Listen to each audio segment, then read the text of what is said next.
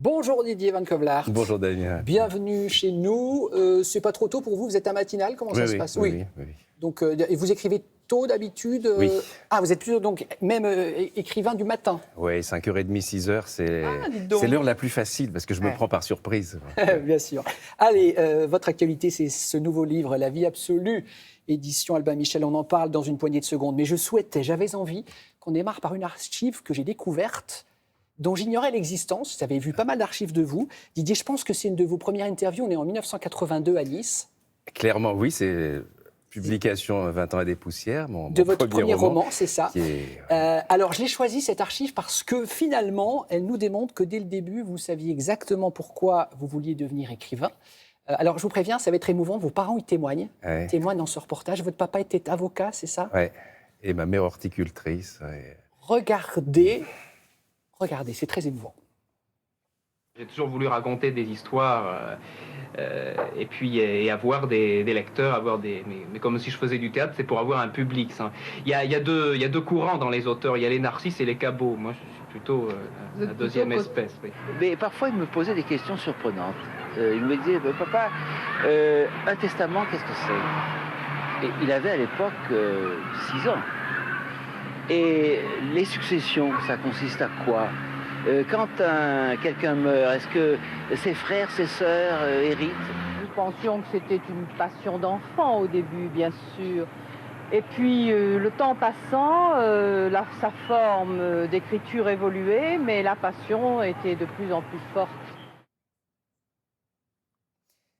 Oui. Ce qui est fou, Didier, alors je comprends l'émotion, elle est légitime. Ce qui est fou, c'est que vous demandez à votre papa à 6 ans comment ça marche une succession, etc. C'est-à-dire que tous vos thèmes, la vie, la mort, l'après, l'âme, dès le début, c'était des thèmes qui étaient en vous, ça. Oui, c'était là. Et puis, il y a une personne qui manque là, c'était la secrétaire de mon père, la secrétaire de cabinet d'avocat. Elle est dans le reportage. Qui tapait en cachette mes manuscrits. Puisque à l'époque, mon père a été... quasiment invalide, il a eu un grave accident de voiture et il avait dit que le jour où il serait complètement dans un fauteuil roulant, il se tirerait une balle dans la tête et je m'étais dit je vais faire un truc extraordinaire pour lui donner envie de vivre quand même, je vais être le premier écrivain le plus jeune publié au monde. Et donc, en lui faisant la surprise, donc je lui détournais sa secrétaire qui a tapé des centaines et centaines de pages gratuitement. Et donc vous aviez un genre de petit dictaphone et puis elle retranscrivait... Sous casque, c'est ça. Exactement. Et oui, c'est vrai que... Tout était là. Oui, j'ai un petit peu évolué. Je suis un peu moins péremptoire que j'étais à l'époque. Ah, oui, mais c'est drôle. Mais j'ai pas changé. Le petit garçon que j'étais, qui a commencé à écrire à 7 ans et demi, 8 ans. 7-8 ans. Quand il a appris à écrire à l'école, quand les mots, tout à coup, sont devenus des outils extraordinaires pour raconter des histoires. Donc, ce petit garçon, toujours aux commandes du vieil homme de lettres que je suis devenu, quoi. Allez, parlons de ce livre, La vie absolue, chez Albin Michel. Alors, quelle belle idée. Vous reprenez, en fait, vous redonnez vie d'une certaine manière à Jacques Lormeau. Jacques Lormeau, donc, c'était le héros de La vie interdite. C'était un de vos romans qui date d'il y a 25 ans, c'est ça, hein? Donc, ce personnage, Quincaillier, était mort à 34 ans dans le précédent roman.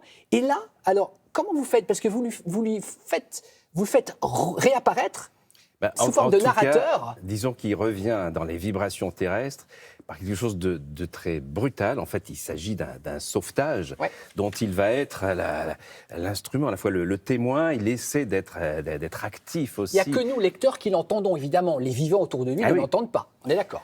Et en fait, ça commence... qu'est-ce qu'il fait revenir sur Terre? C'est son exhumation. On est au cimetière. Et pour une recherche de paternité. Ouais, et il y a une jeune fille c'est la famille ennemie. Il y a d'un côté la grosse quincaillerie Lormeau, on est à Aix-les-Bains, les deux commerces emblématiques, c'est la quincaillerie Lormeau. Et puis la pâtisserie du Moncel. Sauf que la pâtisserie a été rachetée par la quincaillerie qui en a fait un espace tondeuse. Et donc il y a une haine entre ces deux familles de part et d'autre de la tombe, parce que Morgane, jeune étudiante, qui est de cette famille de la pâtisserie, sa mère lui a dit...